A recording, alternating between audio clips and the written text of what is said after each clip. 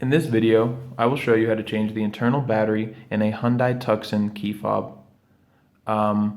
If your key fob has two buttons or looks a little bit different than this one, don't worry. It's going to be the same process as changing this one, and just follow along. Super simple, you'll have your battery changed in no time.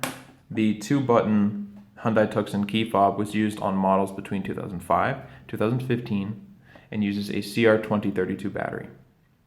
Changing your internal battery is very easy. You can do it at home. All you'll need is a flathead screwdriver and one of these batteries.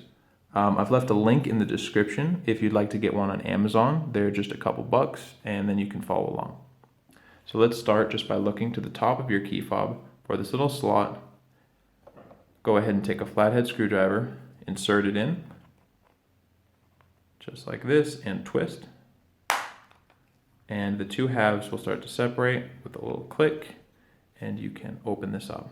Now your battery, excuse me, is going to be held down by a little piece of metal, and you're going to take a tool like your flathead screwdriver and push on the bottom.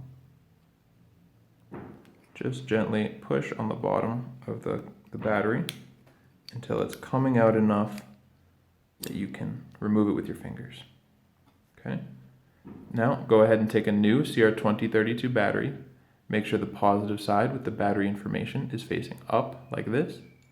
And go ahead and just slide that back into place. Make sure this circuit board is inside of its little rubber housing. And you'll just click the two halves back together, and the light will come on, showing you that you did everything right and your battery has juice in it. And that's really all it takes. So if you found this video helpful, go ahead and leave a like, and if you'd like more information, click the link in the description to go to fobbattery.com for the entire guide on the Hyundai Tucson. Thank you for watching.